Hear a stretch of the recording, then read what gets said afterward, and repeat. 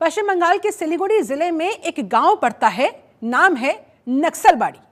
वही गांव जहां आज से 57 साल पहले एक ऐसा आंदोलन शुरू हुआ था जिसके बाद पूरे भारत में माओवाद फैल गया। माओवाद जिसे नक्सलवाद भी कहते हैं, और तब से लेकर अब तक भारत के कई राज्यों में नक्सलवादियों का प्रभाव बढ़ता जा रहा है। देश से नक्सलवाद को खत्म करने की कई बार कोशिशें की गई। हमारे कई जवान इस नक्सलवाद की लड़ाई में शहीद भी हुए, लेकिन जड़ से इसे आज तक भी खत्म नहीं किया जा सका। लेकिन केंद्र ने देश से नक्सलवाद को खत्म करने के लिए अब पूरी तैयारी कर ली है, कसम खा ली है। पिछले कई सालों से केंद्र सरकार नक्सलियों पर नकेल कसती हुई नजर आ रही है, जिसके बाद अब नक्सलियों का ग्राफ कई जगहों पर काफी हद तक कम हुआ है। आंकड़े दर्शाते हैं, इस तरह की घटनाएं दर्शाती है, और अब बारी है इसे जड़ से उखाड़ फेंकने की, जिसके लिए केंद्र सरकार अब फुल एक्शन में है। आज अपनी इस खास पेशकश में बात करेंगे नक्सलवाद की, केंद्र सरकार के नक्सलवाद पर किए जा रहे एक्शन की, साथ ही नक्सलवाद से जुड़ी तमाम जानकारियां भी आपके साथ करेंगे साझा कि ये कब से पनपना शुरू हुआ था, कैसे इसने आपको लगातार बढ़ाया। साथ ही साथ ये भी बताएंगे आखिर नक्सलवाद को बढ़ावा देने के पीछे किन किन का हाथ रहा, किस मंशा के साथ ये काम किया गया। जी हाँ, आज होगी इन्हीं तमाम सवालों के इर्द गिर्द इस खास पेशकश में बात। लेकिन हाल ही में हुए सफल नक्सलियों के खिलाफ बड़े ऑपरेशन के साथ इस रिपोर्ट के साथ करते हैं शुरुआत। देखिए जरा।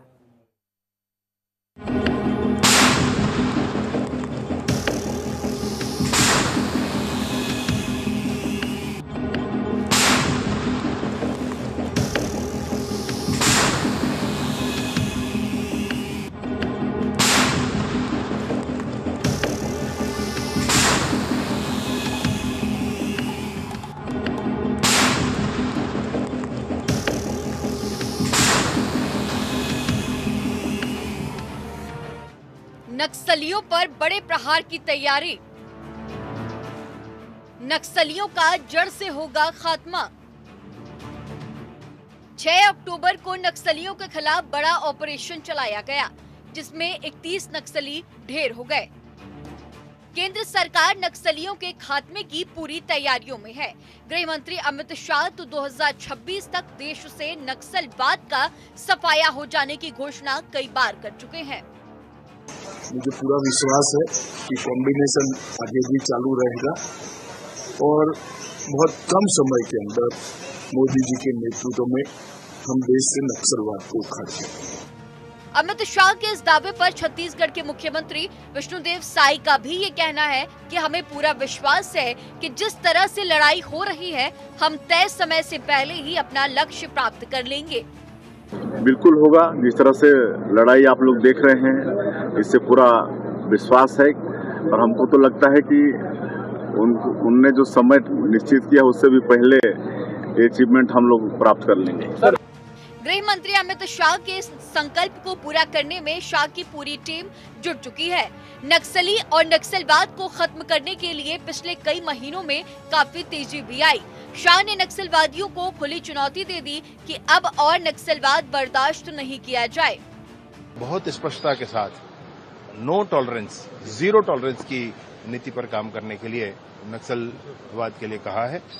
नक्सलियों से बहुत स्पष्टता के साथ कही है बात कि मुख्य धारा पर आपको आना चाहिए, और नई योजनाओं के साथ हम सरेंडर पॉलिसीज को लेकर आ रहे हैं और अधिक फैसिलिटीज के साथ लेकर आ रहे हैं। पूरा का पूरा उनकी मेहनत सफल हुआ, और जो एक बड़ा लक्ष्य है कि छत्तीसगढ़ में नक्सल हिंसा को समाप्त करें, नक्सलवाद को समाप्त करें, उस टारगेट की ओर माननीय अमित शाह के नेतृत्व में सफल होंगे। आपको बता दें कि इस साल नक्सलियों पर चलाए गए ऑपरेशन में मारे गए नक्सलियों के आंकड़ों की अगर हम बात करें तो साल 2024 202 नक्सलियों को ढेर किया गया, 723 ने सरेंडर किया, 812 को गिरफ्तार किया गया। छत्तीसगढ़ में 31 नक्सली ढेर किए गए। बीजेपी सरकार समय समय पर नक्सलवाद को खत्म करने का प्रयास करती रही है। पिछले साल 6 अक्टूबर को भी गृह मंत्री अमित शाह ने नक्सलवाद के खिलाफ मीटिंग की थी और नक्सलवाद पर नकेल कसने का पूरा मन भी बना लिया गया था, जिसका असर धीरे धीरे अब दिखाई भी दे रहा है। पिछले साल अगस्त महीने में संसद में नक्सलियों के हिंसा के आंकड़े पेश करते हुए शाह ने कहा था कि हमारी सरकार में अब नक्सलवाद सिमटता जा रहा है। देखिए, गृह मंत्री अमित शाह जी का बयान, पिछले बयान उठा कर देखेंगे तो पिछले 10 साल से ये बात बोल रहे हैं और आने वाला समय भी, मतलब जगदर बस्तर अगर आना है तो उनके पास कोई एजेंडा नहीं, कुछ भी नहीं। मुझे लगता है इनकी नीयत साफ नहीं है और यहाँ छत्तीसगढ़ आना बस्तर के आदिवासियों का जल जंगल लूटने और खनिज संसाधन लूटने का, ये सिर्फ नक्सलियों के नाम से बड़ा प्लान कर रही है ताकि अपने चंद उद्योगपतियों को बस्तर की खनिज संपदा को सौंप सके। एक तरफ जहां बीजेपी नक्सलवाद को खत्म करने पर काम कर रही है, वहीं विपक्षी पार्टी कांग्रेस का कहना है कि वे पिछले 10 सालों से यही बात बोल रहे हैं। नक्सलवाद, वामपंथी उग्रवाद सिमट कर रह गया है और हिंसाग्रस्त पुलिस स्टेशन 465 थे, 80 नए बनने के बाद 465 प्लस 80 लगभग 550 हुए और उसमें से अब 176 बचे हैं, 62% की कमी। मान्यवर वामपंथी उग्रवाद पर हमने नकेल कसी। 2014 से सातत्यपूर्ण तरीके से वामपंथी उग्रवाद के खिलाफ जीरो टॉलरेंस की नीति लेकर नरेंद्र मोदी जी, मान्यवर राजनाथ जी गृह मंत्री थे, तभी एक योजना बन गई, विकास की योजना पहले और वामपंथी उग्रवाद क्षेत्र के विकास गृह मंत्रालय के तहत आती। हर गांव के अंदर बिजली पहुंचाना, रोड पहुंचाना, स्कूल पहुंचाना, सस्ते अनाज की दुकान पहुंचाना, दवाइयों की दुकान पहुंचाना, स्किल डेवलपमेंट के प्रोग्राम पहुंचाना, ये काम होते गए। छत्तीसगढ़ के बस्तर में नक्सल प्रभावित और पीड़ित लोगों से मिलने के बाद अमित शाह ने कहा था कि नरेंद्र मोदी सरकार बस्तर के 4 जिलों को छोड़कर पूरे देश में नक्सलवाद को खत्म करने में सफल रही है। इस उद्देश्य से नक्सलवाद को अंतिम विदाई देने के लिए 31 मार्च 2026 की तारीख तय की गई है। मैं आपको विश्वास दिलाता हूं कि उससे पहले नक्सलवाद खत्म हो जाएगा। अब देखने वाली बात ये होगी कि शाह का ये टारगेट पूरा होता है या नहीं। ब्यूरो रिपोर्ट, जनतंत्र टीवी।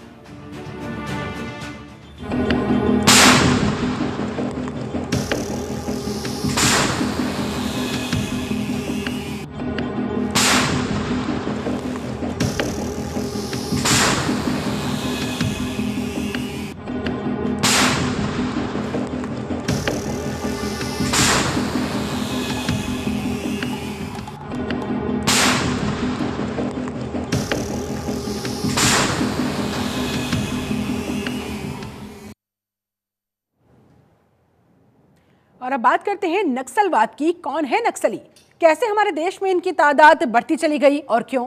आखिर क्यों नक्सली कायराना हमले करते रहते हैं? इसकी शुरुआत कहां से हुई, इस रिपोर्ट के जरिए समझिए।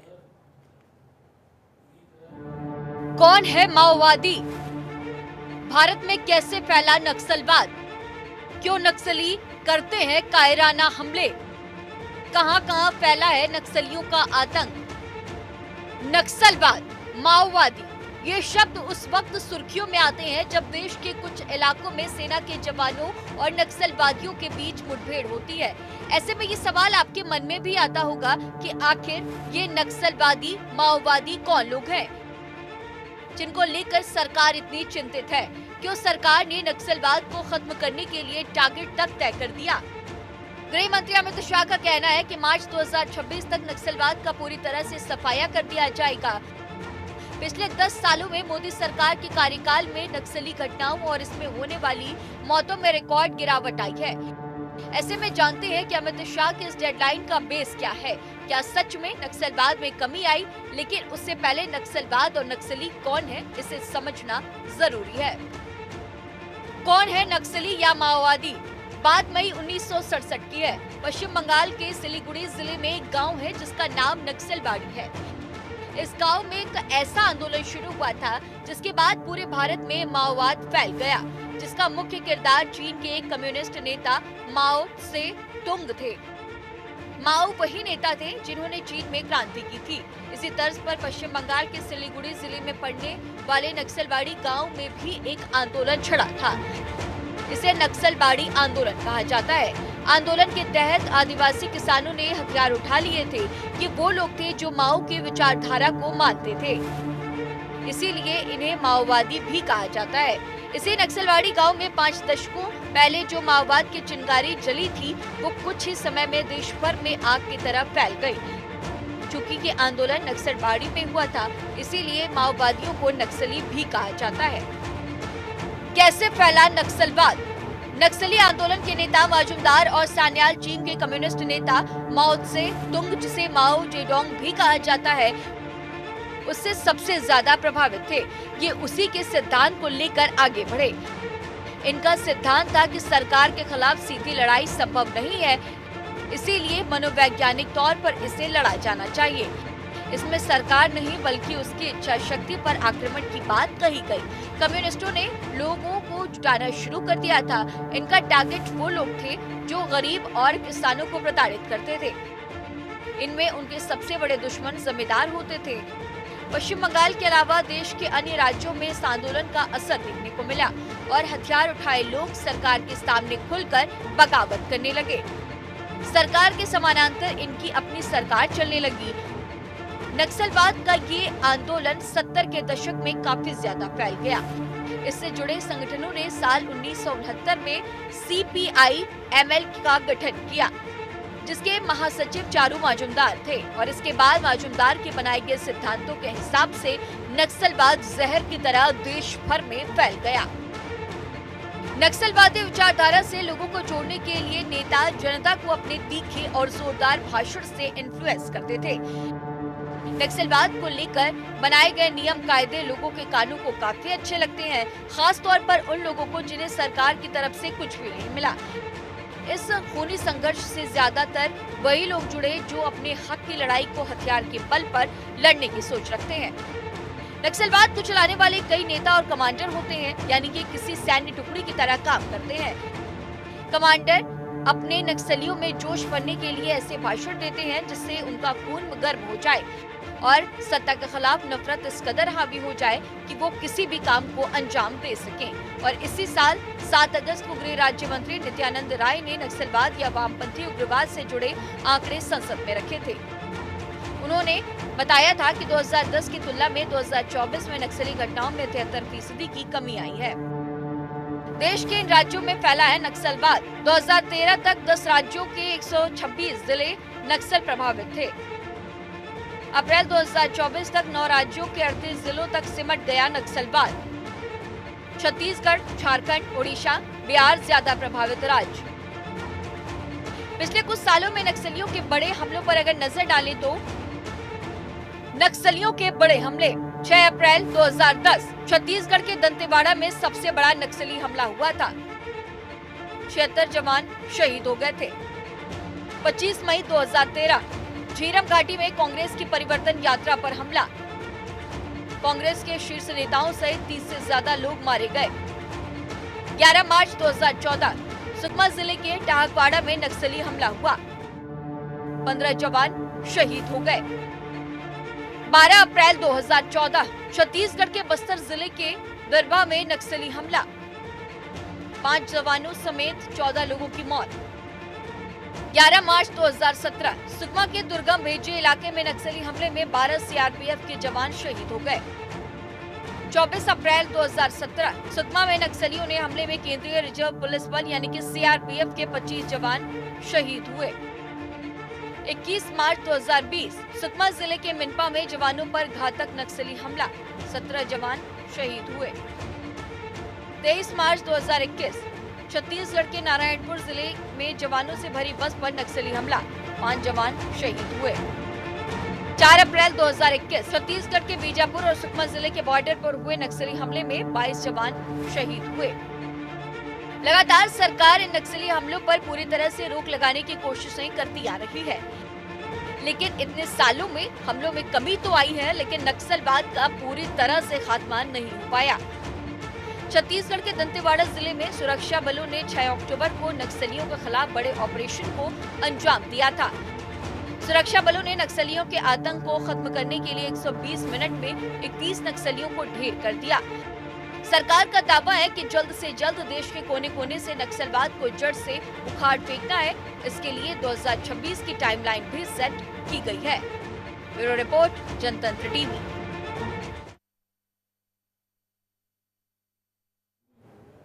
नक्सलवाद को पालने पोसने में किसका हाथ रहा है? इस सवाल पर अक्सर बीजेपी और कांग्रेस में जुबानी जंग छिड़ जाती है। कुछ क्षेत्रीय पार्टियों को भी इसके लिए जिम्मेदार माना जाता है। देखिए रिपोर्ट।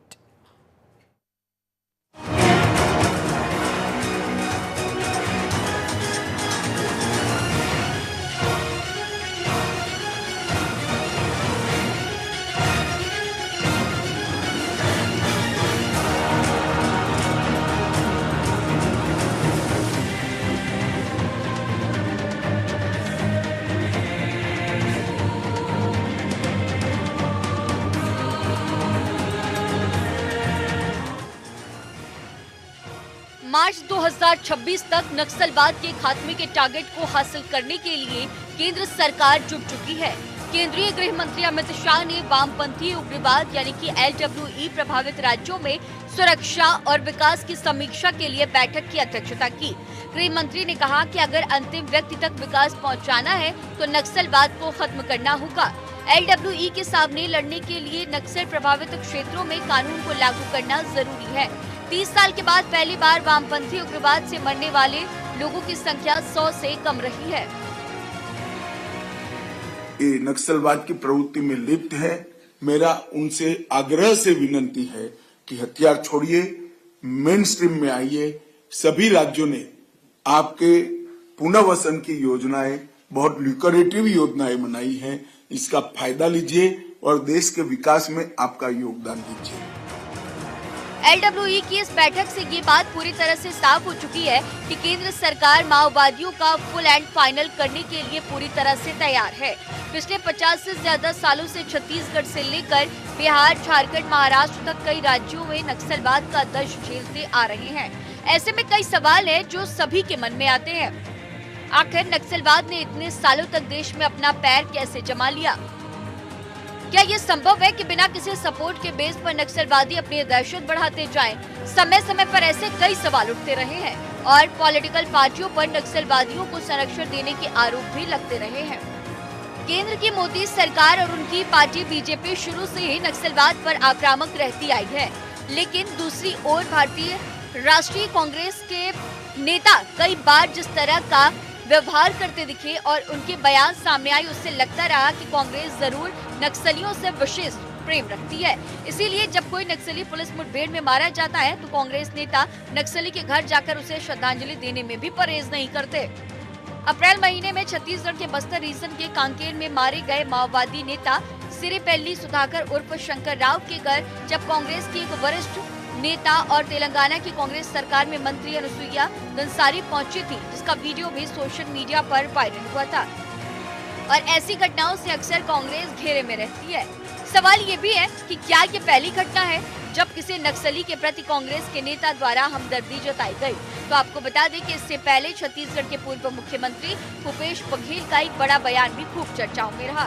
उन्होंने कहा था कि जब से बीजेपी की सरकार छत्तीसगढ़ में बनी है, प्रदेश में फर्जी मुठभेड़ बढ़ गई है। अभी 4 महीने में फिर से फर्जी एनकाउंटर में वृद्धि हुई।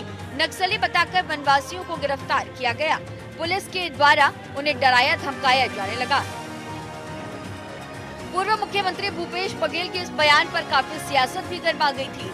बीजेपी का कहना था कि कांग्रेस के नेता नक्सलवादियों का मनोबल बढ़ाने के लिए ऐसे बयान देते हैं और इसी तरह कांग्रेस से राज्यसभा सांसद रंजीत रंजन का नक्सली समर्थक बयान सामने आ चुका है, जिस पर बीजेपी के वरिष्ठ नेता बृजमोहन अग्रवाल ने पलटवार करते हुए पूरी की पूरी कांग्रेस पार्टी को ही नक्सल समस्या की जननी और संरक्षक बताया था। नक्सलियों को सिर्फ राजनीतिक पार्टियों का ही नहीं बल्कि नक्सल क्षेत्रों में पहले वाले ग्रामीणों का भी समर्थन मिलता रहा है। दरअसल नक्सलियों में बड़ी संख्या आदिवासियों की भी है और इस वजह से ग्रामीणों को मजबूरी में ही सही प्रत्यक्ष और अप्रत्यक्ष रूप से नक्सलियों का सहयोग करना पड़ता है। आए दिन नक्सली मुखबिरी के शक में ग्रामीणों की हत्या करते रहते हैं और इस वजह से ग्रामीणों के बीच भय का माहौल है और वे सुरक्षा बलों का सहयोग करने से डरते हैं। ब्यूरो रिपोर्ट, जनतंत्र टीवी।